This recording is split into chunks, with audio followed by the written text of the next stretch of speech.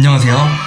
이번 영상은 지난 SK바이오판과 마찬가지로 코람코 에너지 플러스 리츠라는 공모주 청약에 대해서 말씀드리도록 하겠습니다. 시작하기에 앞서 투자를 권유하는 영상이 아니며 투자 설명서를 기반으로 정리하여 투자하는데 올바른 의사결정을 할 수 있도록 도움을 드리는 영상입니다. 목차는 이와 같고 바로 시작하도록 하겠습니다. 코람코 에너지 플러스 리츠, 이름이 굉장히 길죠? 그럼 일단 이 이름을 하나씩 살펴보도록 하겠습니다. 우선 리츠라는 것은 투자자들로부터 자금을 모아 부동산이나 부동산 관련 자본 지분에 투자하여 발생한 수익을 투자자에게 배당하는 회사나 투자 신탁입니다.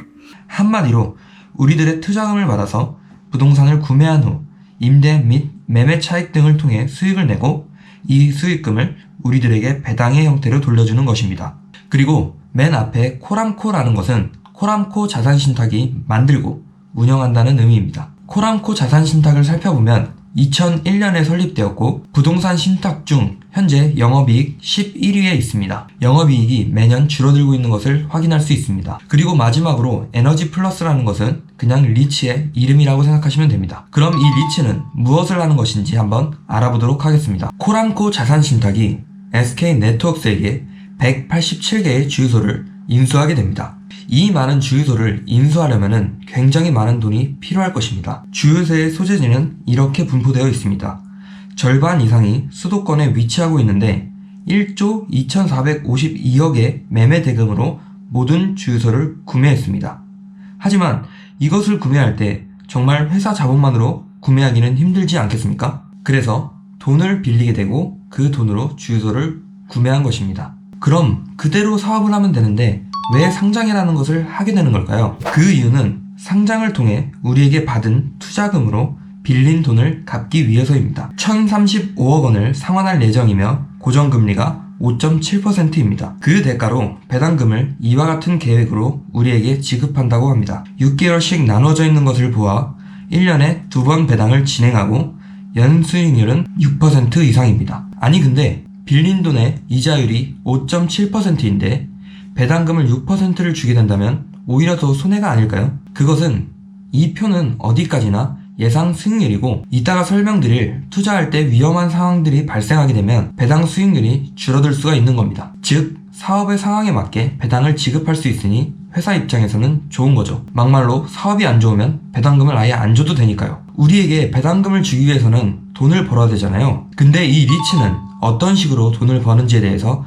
말씀드려보도록 하겠습니다. 구매한 187개의 주유소를 임대해주는 방법이 있고 주유소 내에 위치한 편의점, 차량 정비센터, 그리고 부동산 시세 차익이 있습니다. 앞으로 주유소 내에 개인용 창고, 드라이브스루 카페 등을 운영하는 차량을 활용한 도심 내 물류 소비의 공간으로 만들겠다는 계획을 가지고 있습니다. 회사 내부에서는 이를 모빌리티 리테일 플랫폼이라고 부르고 있습니다. 현재 187개의 모든 주유소는 현대오일뱅크에 10년 동안 임대를 해주기로 계약이 되어 있습니다. 즉 10년 동안은 수익이 확정되어 있기 때문에 배당금을 안전하게 줄 수 있다는 거죠. 하지만 계약이 되어 있다고 100% 신뢰를 하면 안 되겠죠. 투자하기 전에 위험 요소에 대해서 말씀드려보도록 하겠습니다. 우선 청약을 시행하는 증권사 모두 투자 위험 등급을 1등급 매우 높은 위험으로 분류하고 있습니다. 첫 번째, 주식 가격의 하락, 수익과 무관하게 증권시장의 변동에 따른 주가 하락으로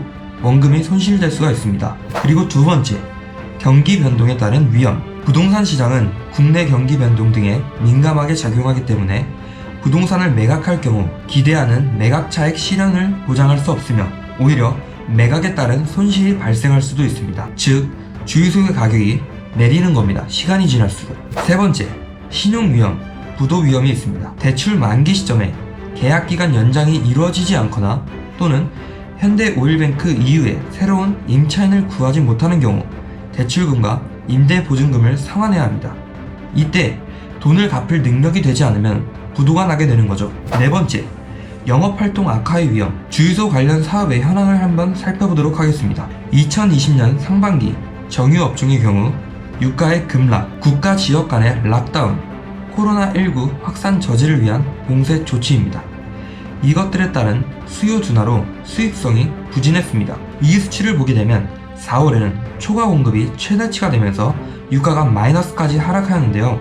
향후 수요는 6월, 7월 회복 국면을 거쳐 8월 이후 정상화를 전망하고 있습니다.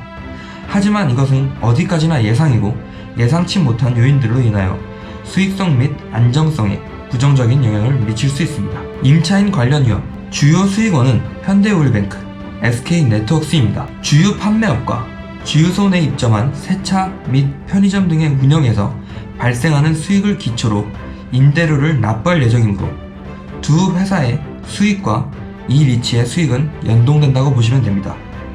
현대오일뱅크의 경우 실적은 적자로 전환되었으며 안정성 지표도 유동 비율이 101.6%로 하락하고 부채 비율은 142.7%로 상승하였습니다. SK네트워크스의 경우 2019년 들어 적자로 전환하여 지속되고 있으며 재무 사정이 악화되며 부채 비율은 339.8%를 기록했습니다.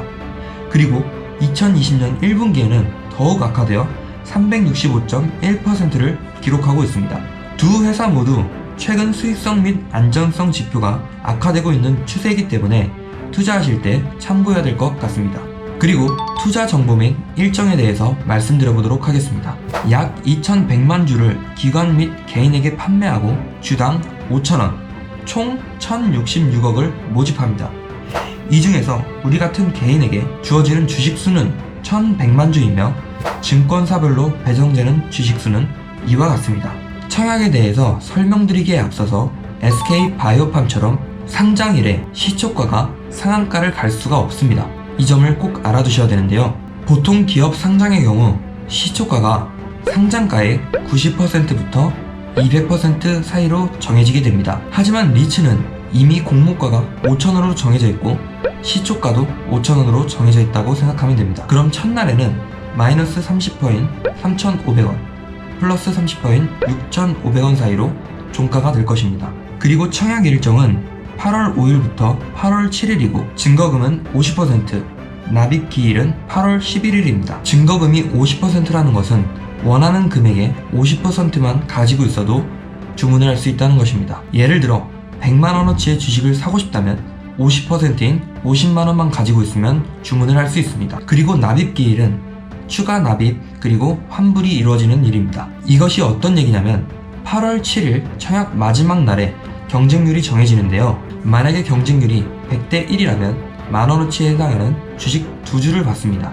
그리고 나머지 돈인 49만원은 환불을 받게 되죠. 그리고 경쟁률이 0.5대 1이라면 나머지 50만원을 추가로 납입해야 100만원어치를 구매할 수 있는 것입니다. 지금까지 코랑코 에너지 플러스 리츠에 대해서 설명드렸는데 해당 정보들을 자세히 보고 싶으시면 다트에서 투자 설명서를 보시면 됩니다. 다시 한번 말씀드리면 해당 영상은 투자를 권유하는 영상이 아니고 투자하는데 올바른 의사결정을 할 수 있도록 도움을 드리는 영상입니다. 모두 좋은 결과가 있었으면 좋겠습니다. 그리고 이 영상이 도움이 되셨으면 구독과 좋아요, 알람 설정까지 부탁드립니다.